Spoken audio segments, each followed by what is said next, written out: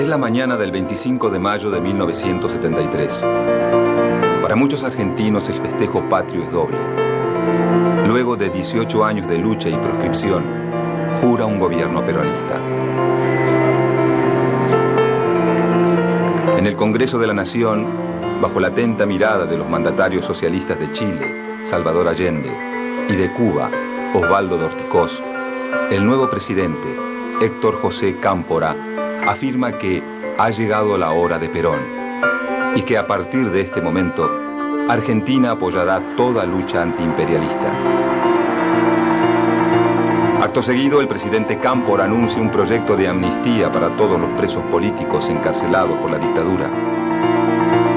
Esa misma tarde, en un clima de fiesta, gruesas columnas de militantes de la juventud peronista, montoneros y el Ejército Revolucionario del Pueblo se dirigen hacia la cárcel de Devoto. En las últimas horas de la noche, ante la amenaza de tomar el penal, un importante número de presos políticos son liberados. Comienza así el gobierno de Héctor José Cámpora.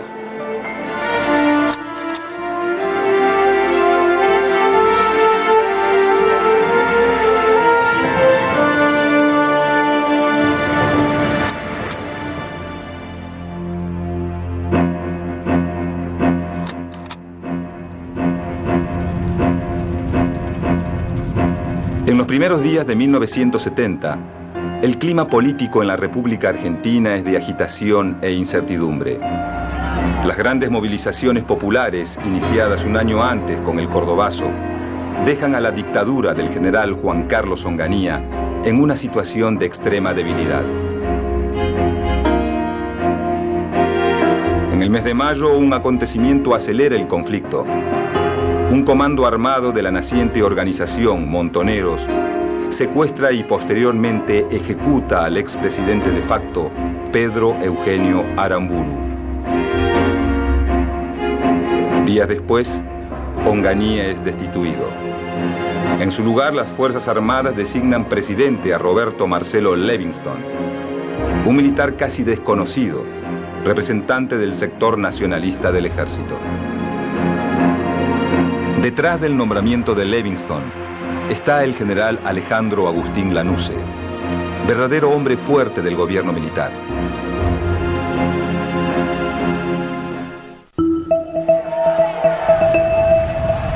Llegado 1971, la situación del gobierno militar empeora. El creciente accionar de la guerrilla y un nuevo alzamiento popular en la provincia de Córdoba, conocido como el Viborazo, obliga al general Lanusse a tomar las riendas del poder. Tras su asunción, propone el GAN, Gran Acuerdo Nacional, un pacto político entre los partidos que incluye un llamado a elecciones para 1973. Con el GAN, la pulseada entre Perón y Lanusse aumenta. Lanusse, que quiere evitar a toda costa el regreso de Perón al poder, busca instalarse a sí mismo como el gran candidato no peronista a la presidencia. Perón, desde su exilio en Madrid, sigue alentando las acciones de organizaciones armadas como la FAP y Montoneros, con el fin de desgastar aún más a Lanusse. Esa violencia, hermanos de los pueblos, no es violencia, es justicia. A fines de 1971, Perón nombra como su delegado personal a Héctor Cámpora, un hombre conocido por su absoluta lealtad al exmandatario. También crea el Frente Cívico de Liberación Nacional, Fresilina, denominación con la que el peronismo, en alianza con otros partidos, planea presentarse a elecciones. Para los primeros meses de 1972, la estrategia del GAN no prospera. Lanusse, convencido de que no logrará nada de Perón, crea una cláusula que le impide presentarse como candidato a la presidencia. A pesar de esta maniobra, el 17 de noviembre de 1972, tras 17 años de ausencia, Perón regresa de España y vuelve a pisar suelo argentino.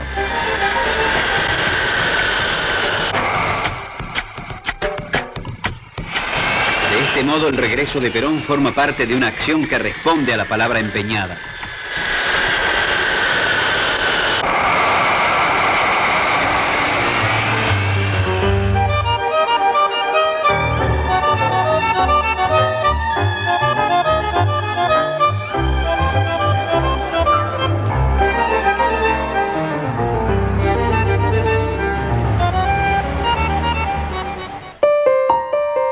Durante el breve lapso de tiempo que permanece en el país, Perón no se encuentra con Lanusse. En cambio, sella un acuerdo de convivencia con su histórico adversario, el líder radical Ricardo Balbín. Además, designa a Héctor Cámpora como candidato a presidente por el Frente Justicialista de Liberación, Frejuli, coalición electoral que reemplaza al Fresilina. Bajo la consigna Cámpora al gobierno, Perón al poder, la juventud peronista y montoneros se lanzan a una febril campaña que incluye actos públicos y grandes movilizaciones.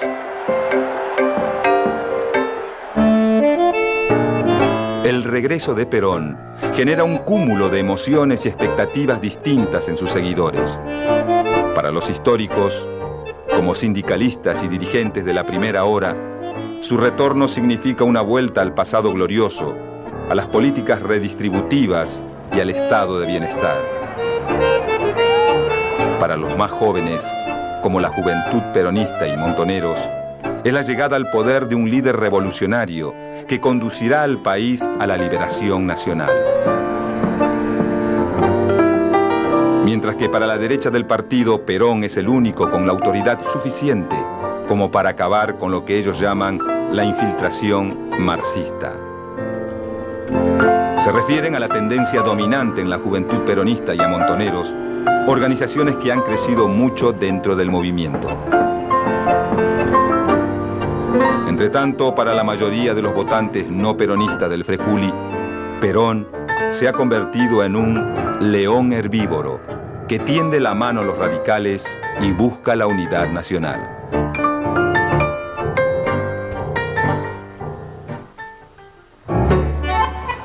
El 11 de marzo de 1973, el país concurre masivamente a las urnas.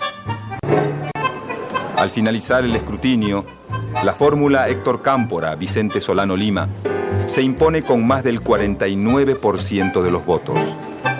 Ante la contundencia de la victoria y pese a no llegar al 50% que marca la ley, los militares aceptan el triunfo del peronismo.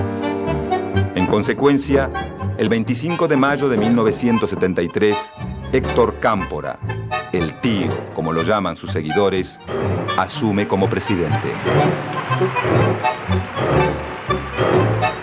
En las calles, miles de jóvenes festejan la llegada al gobierno de un proyecto nacional y popular que dice oponerse de manera tajante al imperialismo.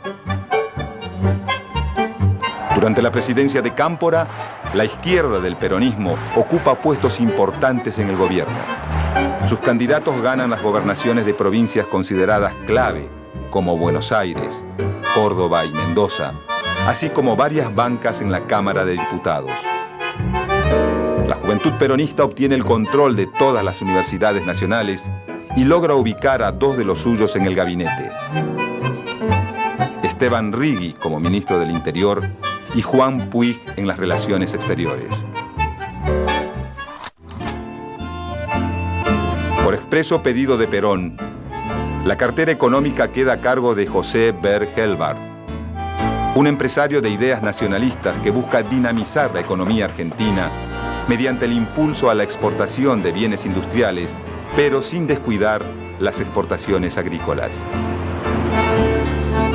Siguiendo directivas de Perón, la CGT y los sectores empresarios nacionales firman el Pacto Social, un acuerdo para mantener el crecimiento económico sin caer en la inflación. En poco tiempo, el plan económico de Helbart comienza a generar resquemores entre muchos terratenientes que ven al gobierno de Cámpora como un rotundo giro a la izquierda. Esta visión es compartida por la derecha del peronismo. Por el contrario, los sectores más combativos, que pensaban que con Perón se iniciaba la patria socialista, encuentran al nuevo gobierno demasiado moderado. El conflicto dentro del peronismo no tardará en explotar.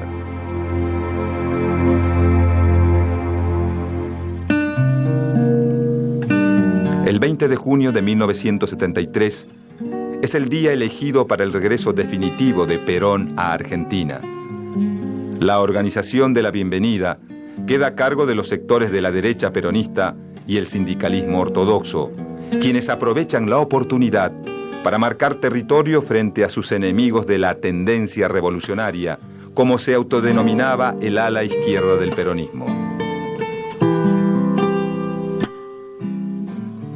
El día fijado para el retorno, mientras Perón sobrevuela el Atlántico, en el aeropuerto de Ezeiza más de 1000 custodios provenientes de los servicios de inteligencia, las distintas agrupaciones gremiales y la juventud sindical toman posiciones en el palco de honor. Por la autopista Riccieri, un río humano avanza a paso sostenido. Son más de 2 millones de peronistas que marchan a reencontrarse con su líder. Pasado el mediodía, sectores de la juventud peronista y montoneros comienzan a presionar para ganar el palco. La respuesta de los ortodoxos no se hace esperar. En cuestión de minutos, todas las tensiones y resentimientos acumulados por ambos bandos estallan. La patria peronista triunfa a sangre y fuego sobre la patria socialista. Horas más tarde, sin poder reencontrarse con sus seguidores, Perón aterriza en la base aérea de Morón. Detrás suyo, bajan del avión el presidente Cámpora y el ministro de Bienestar Social, José López Rega. Uno de los dos es el gran perdedor de la jornada.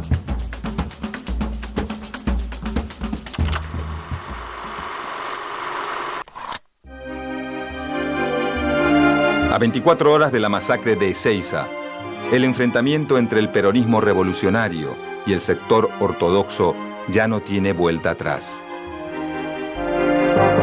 3 semanas más tarde, tras 49 días en el ejercicio de la presidencia, Héctor Cámpora renuncia. El poder ejecutivo queda en manos de Raúl Lastiri, presidente de la Cámara de Diputados y yerno del ministro López Rega. Lastiri llama a elecciones nacionales. A esta altura, nadie duda que el próximo presidente será Juan Domingo Perón. El viejo líder, tratando de aplacar las disputas dentro del movimiento, nombra como compañera de fórmula a su esposa, María Estela Martínez Cartas, más conocida como Isabelita. Finalmente, el 23 de septiembre de 1973, la fórmula Perón-Perón triunfa en las elecciones con el 62% de los votos.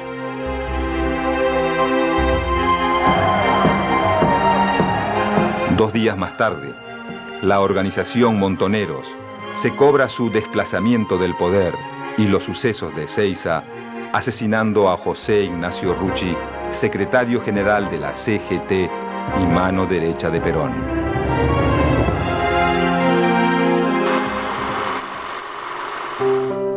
El 12 de octubre de 1973, Juan Domingo Perón se coloca por tercera vez la banda presidencial. Los sectores ortodoxos del movimiento aprovechan la victoria para encaramarse aún más en el poder y desplazar definitivamente a la izquierda del partido.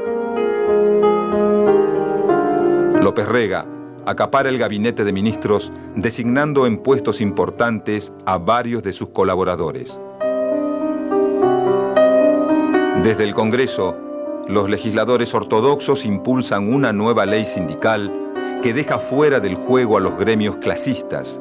Al mismo tiempo se modifica el Código Penal, autorizando a reprimir las huelgas de los sindicatos opositores y las actividades de los grupos considerados subversivos. Como efecto de estas reformas, gobernadores, intendentes y legisladores cercanos a la juventud peronista y montoneros renuncian masivamente y muchos otros son obligados a hacerlo. Muy bien, señores. El que esté con esos intereses se saca la camiseta peronista y se va. Nosotros, por perder un voto, no vamos a ponernos tristes. Pero aquí... Sus puestos son ocupados por dirigentes afines a los grupos sindicales y a López Rega. Al comenzar 1974, el diálogo de Perón con la juventud es inexistente. La juventud peronista y montoneros atribuyen el silencio del viejo líder a un cerco tendido por Isabel y López Rega que impediría al presidente ver la realidad. Para esta época, el ministro López Rega crea la Alianza Anticomunista Argentina, AAA, órgano de represión ilegal dedicado a la persecución, el secuestro y la eliminación de la militancia de izquierda, tanto la peronista como la que no lo es. Su principal base de operaciones funciona en el mismo edificio del Ministerio de Bienestar Social, cuyos sótanos son acondicionados como arsenal de armas y sala de torturas. En su raid represivo, las bandas armadas de la AAA se cobran más de 400 vidas, entre las que se encuentran las del padre Carlos Mujica, popular sacerdote tercermundista vinculado a la juventud peronista. Rodolfo Ortega Peña, abogado y diputado por la izquierda peronista. Y Silvio Frondizi, intelectual marxista y hermano del expresidente argentino.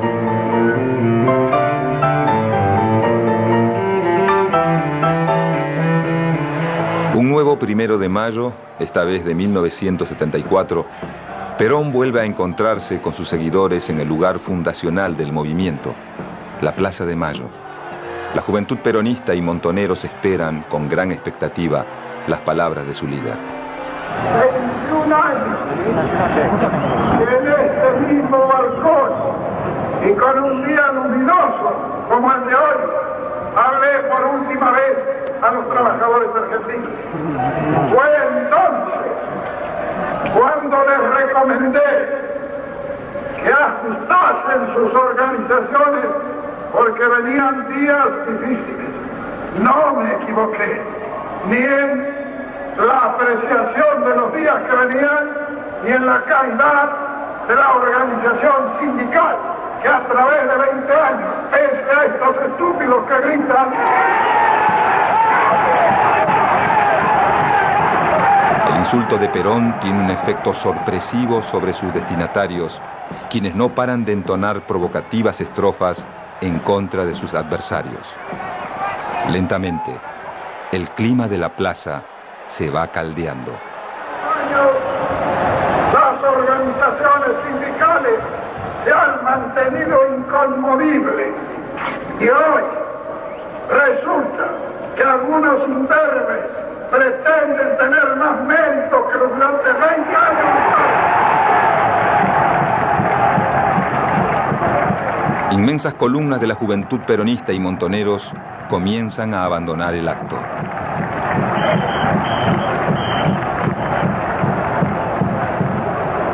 La relación entre Perón y los sectores revolucionarios se quiebra.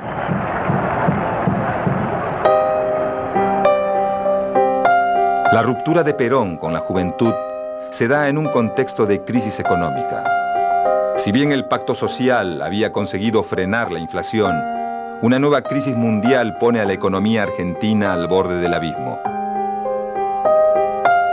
Pero la crisis económica no es la peor noticia de 1974. El 1 de julio, a los 78 años de edad, Perón muere. Ante la desaparición del viejo líder, el peronismo y el país olvidan por unos pocos días sus diferencias. Militantes revolucionarios y dirigentes ortodoxos hacen fila frente al Congreso para verlo por última vez.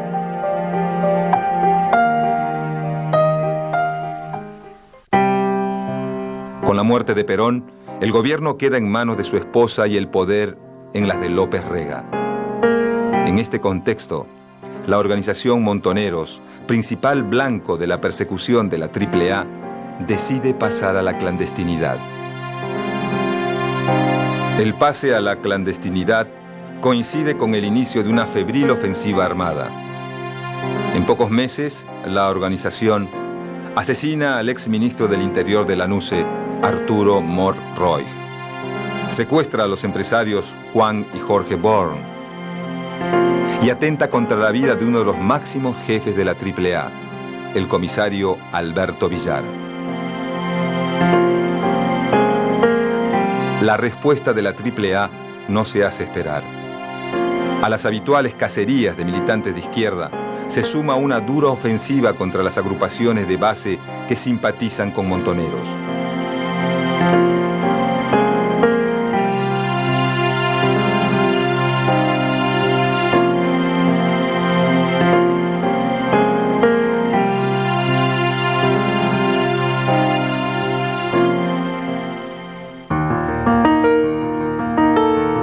Con la llegada de 1975, la ambición de poder de José López Rega no conoce ningún límite y su influencia sobre Isabel Perón es absoluta.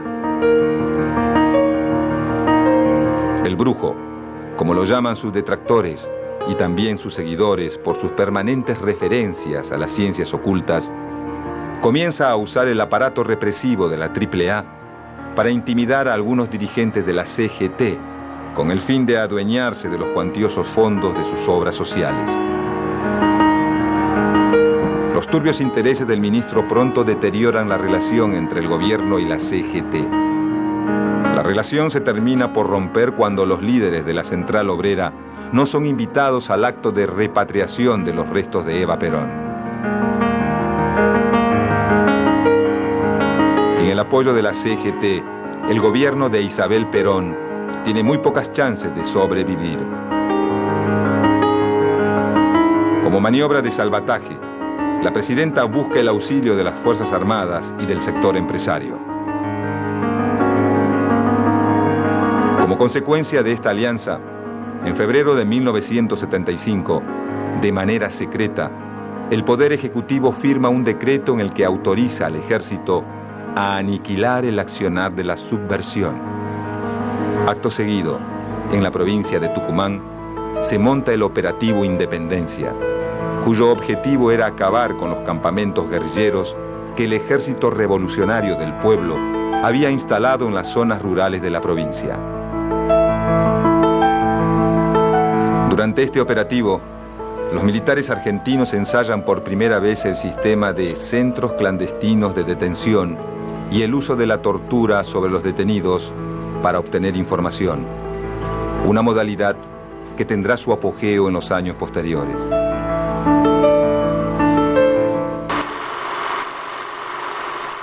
Para mediados de 1975, al sombrío panorama político se suma la debacle económica. En los primeros días de junio asume la cartera de Economía Celestino Rodrigo, un ingeniero industrial con fuertes vínculos con López Rega. A 48 horas de su asunción, el nuevo ministro lanza un feroz plan de ajuste que incluye una fuerte devaluación de la moneda y un brutal aumento en el precio de los combustibles y las tarifas. Este plan, bautizado popularmente como el Rodrigazo, provoca un cataclismo económico que empuja al gobierno de Isabel Perón a un callejón sin salida. En medio del caos que producen las huelgas y manifestaciones en contra del plan económico, López Rega huye del país. Con la inflación desbocada y la violencia de las organizaciones armadas revolucionarias sumida en una espiral creciente, Isabel Perón, alegando problemas de salud, decide tomarse unos días de licencia y deja el Poder Ejecutivo en manos del presidente del Senado, el doctor Ítalo Luder. Durante su breve mandato, la modalidad represiva del Operativo Independencia se amplía a todo el país. y se busca un consenso entre peronistas y radicales para desplazar del poder a la presidenta. Pero no logran ponerse de acuerdo en la forma de hacerlo. La popularidad del gobierno se va desmoronando. En octubre de 1975, Isabel Perón retoma sus funciones. Ante las continuas amenazas de golpe, anuncia elecciones para 1976.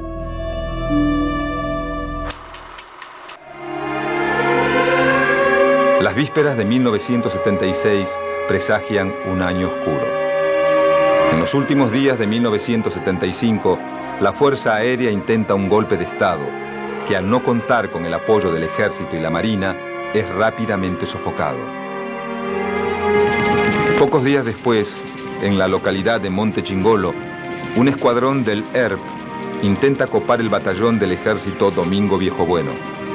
Esta operación, sin duda el golpe más ambicioso de la guerrilla argentina, culmina en una brutal matanza que diezma las filas de la organización guerrillera.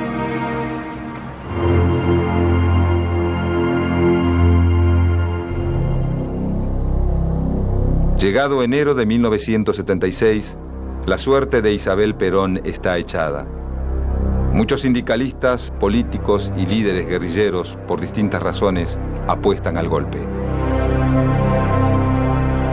El 24 de marzo de 1976, Isabel Perón es detenida y puesta a disposición del Poder Ejecutivo de la Nación. Una nueva dictadura militar ha comenzado. Comunicado número 1 de la Junta Militar. Se comunica a la población que a partir de la fecha el país se encuentra bajo el control operacional de la Junta Militar.